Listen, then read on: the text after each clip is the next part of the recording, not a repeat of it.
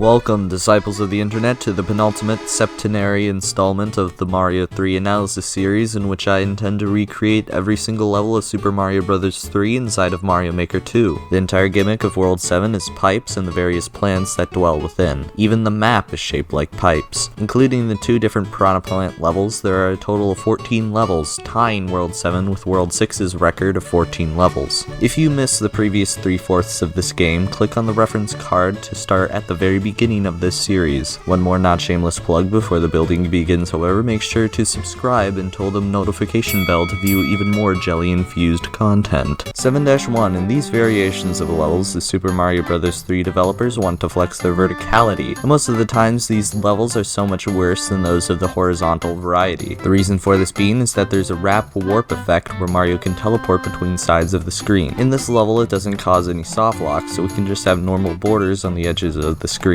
Pipes are the main source of travel in this level, and since we can only have one vertical sub-area, about 25% of the pipes are able to be entered, just enough so Mario can actually finish the level. But for areas like this coin repository, yeah, you're never getting that. 7-2, back to the desert, and yet again back to the Nipper plants. But this time, thanks to Megasp43, giving them wings allows them to stay in place and jump on their own accord. And because the jungle theme haunts my dreams, there's a small underwater section, but the height is small enough so sections of level can be put above the water and not have any gameplay changes. 7-3, quite possibly one of the most boring levels in this world. This level takes place in one sub-area, and for about half of it, there are some giant slopes with Koopas and Spinies. But near the end of the level, a problem from all the way back to the second level of the game comes up again, the 3-block wide pipe.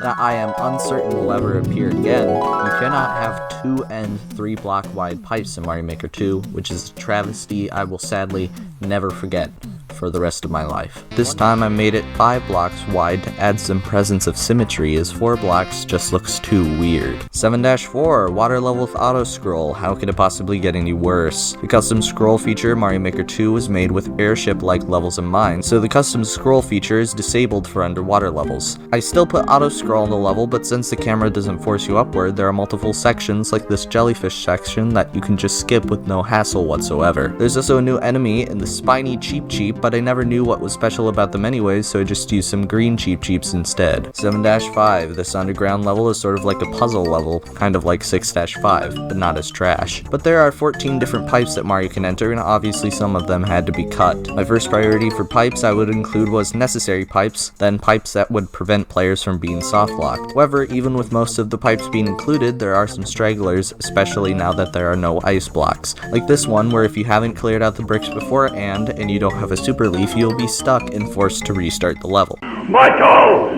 7-Piranha Plant 1. These are like mini levels that end with the player collecting power-ups at the end, similar to the hand levels in World 8. Since there are some mini pipes, the jungle theme must be used, however, that turns the bottomless pits into nice relaxing swims. So for the first time in this entire series, the night feature is used to make a pool of poison at the bottom of the screen. In the chest at the end is a P-Wing, which is stupid in 2 ways. The first being that now is just a normal super leaf, and the second being that you can't carry power-ups between levels, so this leaf at the end is literally worthless. 7-Fortress 1. This level feels like an official Mario creepypasta. There are no enemies except for the wing and Boom Boom at the end, but that's not all. You just wander a corridor filled with signs that enemies used to be there. There are empty candles for the walking fire boys, there are those strange bars of ectoplasm for the stretches, and there are roto-discs for those strange circular disco balls. In terms of errors, there's actually only one interlude section needed, which makes this level even more strange in how it is so accurate. Even the way you beat the level is a secret, and how you have to fly up to this hidden pipe to find the boss. But I always wonder who is the Nintendo employee who came in at the last minute and decided to make a Mario level that makes you experience dementia.